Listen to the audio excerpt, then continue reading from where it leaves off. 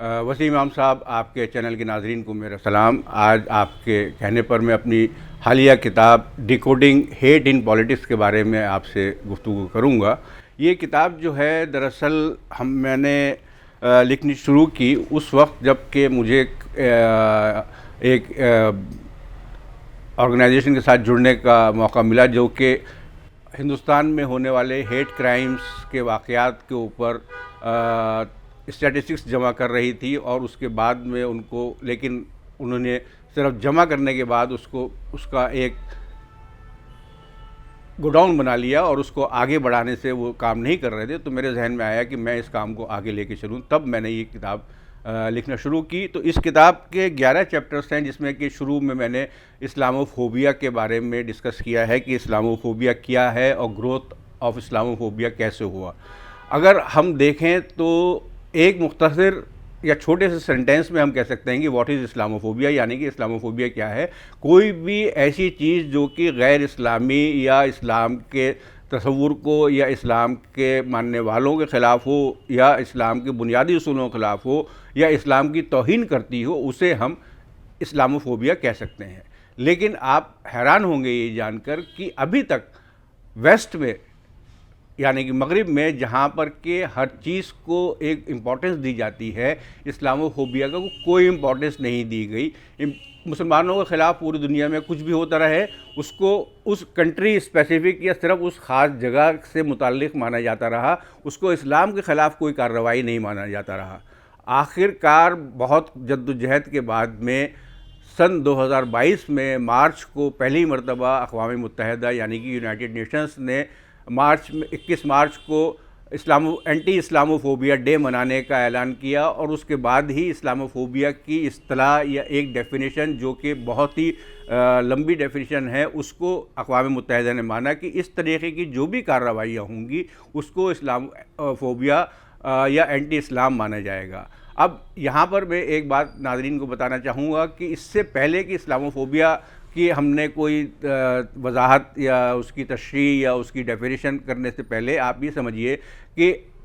Europe में, ख़ास तौर से वेस्ट के दूसरे इलाक़ों में, यूरोप, अमेरिका और बाकी दुनिया में एंटीसेमिटिज़म यानी कि यहूदी मुखालिफ जो है वो चीज़ें बहुत वाज़ेह तरीक़े से शामिल कर दी गई थी कि ये चीज़ है, ये एंटीसेमिटिज़म है, आप यहूदियों के ख़िलाफ़ में कुछ नहीं बोल सकते थे। यानी कि आप ये माने कि यूरोप, अमेरिका में अगर आप अपने किसी पॉलिटिकल अपोनेंट के ख़िलाफ़ कुछ बोल रहे हैं और उसमें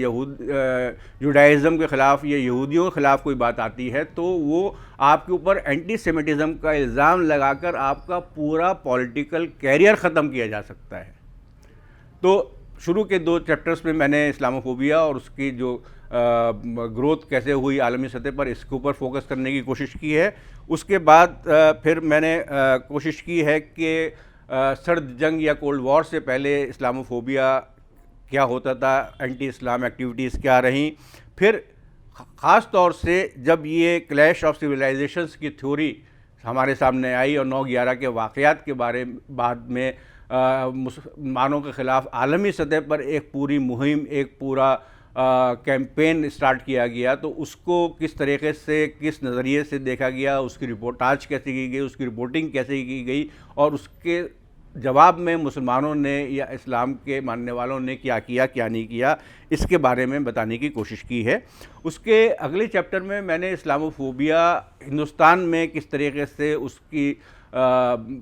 फैलाव हुआ, उसकी ग्रोथ हुई, उसके बारे में कुछ जानकारी मुहैया कराने की कोशिश की है। और साथ ही साथ में फिर हिंदुस्तान में जो सियासी सतह पर इस्लामोफोबिया या एंटी मुस्लिम सेंटिमेंट्स किस तरह से बढ़ाए गए और किस तरह से उनका फ़ायदा उठाया गया, इसके बारे में कुछ जानकारी शामिल की है। और उसके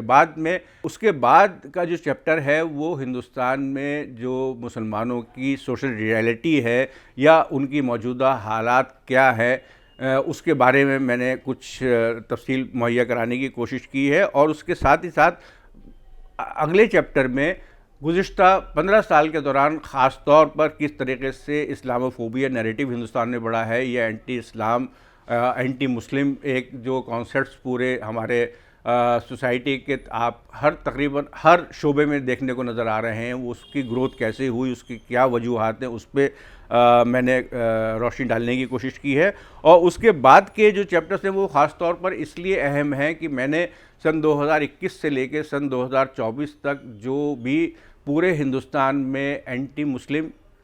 एंटी क्रिश्चियन, एंटी दलित, जो एंटी ओबीसी वाक़यात हुए हैं, उन सबको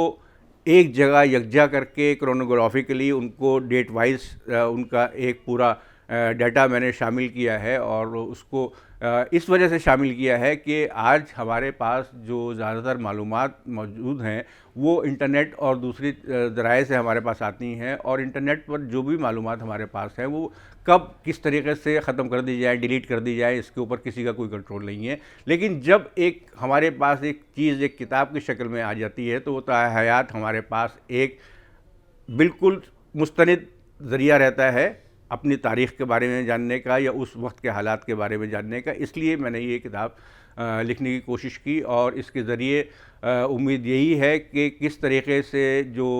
पूरे हिंदुस्तान में गुज़िश्ता 15 साल के दौरान में ख़ास तौर से एक anti Muslim, anti minorities narrative जो है, मैं सिर्फ इसमें